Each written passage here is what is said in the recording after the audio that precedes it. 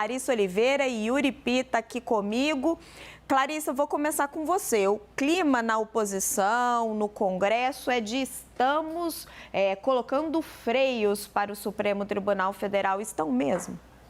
Olha, Raquel, e o problema maior é que, embora essa discussão de fato tenha possibilidade de avançar, principalmente em relação a decisões monocráticas, é que enquanto o Congresso Nacional está batendo de frente com o Supremo Tribunal Federal, não está andando uma questão crucial para o governo do presidente Lula, que é a agenda econômica.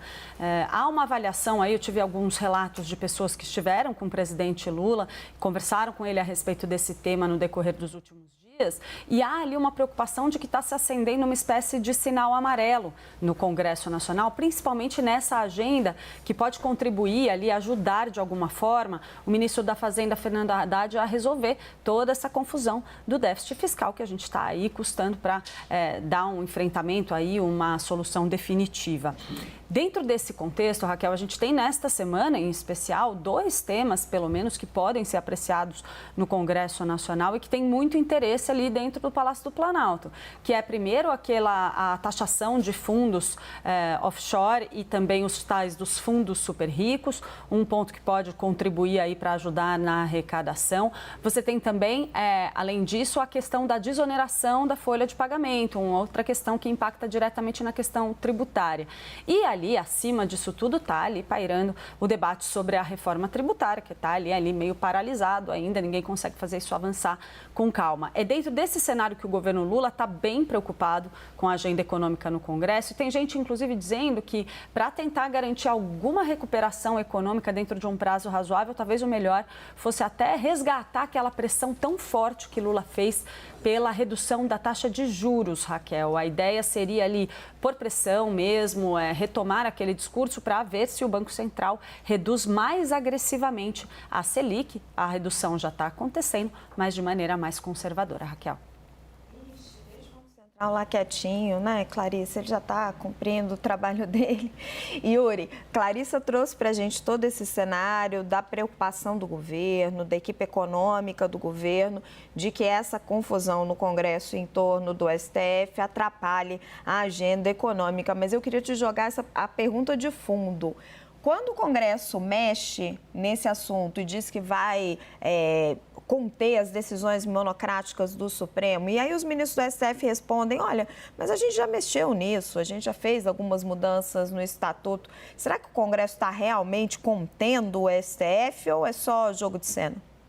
Não, há uma tentativa de impor uma autocontenção. É um pouco contraditório o que eu estou falando, mas no fundo o que o Congresso tem feito, e não é de hoje, que o Congresso reclama do excesso de decisões monocráticas, do excesso de demanda do Judiciário para decidir questões que foram, às vezes, até já discutidas no Congresso, mas os partidos minoritários recorrem ao Supremo para tentar reverter uma decisão majoritária, e geralmente são os partidos menores de esquerda que fazem isso diante de decisões majoritárias dos partidos mais ao centro, à centro-direita.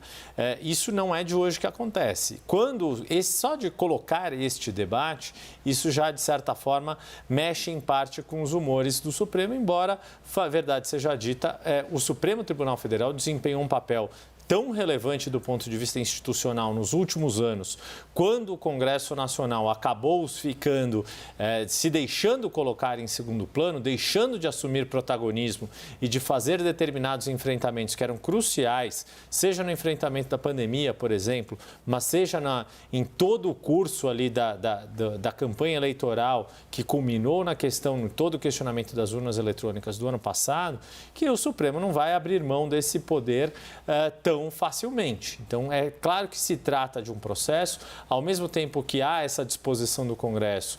No caso do presidente do Senado, Rodrigo Pacheco, muita gente vê nisso já um olhar para quando ele deixar a presidência do Senado e, eventualmente, começar a construir uma pré-campanha ao governo de Minas Gerais, vai precisar também ter algum discurso para um eleitorado mais conservador. Lembrando que em Minas Gerais, Lula ganhou de Jair Bolsonaro, mas em cidades importantes como a própria capital Belo Horizonte, Bolsonaro ganhou do atual presidente. Então é preciso achar ali um discurso que convirja não só à esquerda, mas ao campo da direita. Para encerrar e devolver, ao mesmo tempo que o Congresso faz toda essa mobilização, a gente viu alguns acenos também de tentativa de ter um mínimo canal institucional entre algumas das bancadas mais poderosas da Casa e o próprio Supremo Tribunal Federal.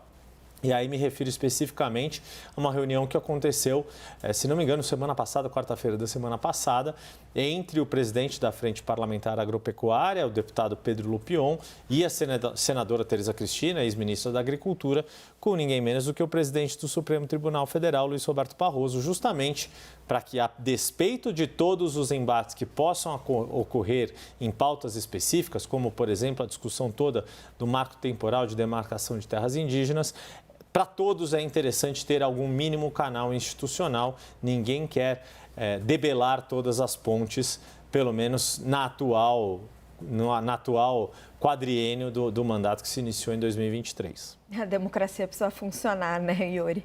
Obrigada, meu querido, pela essa análise tão abrangente.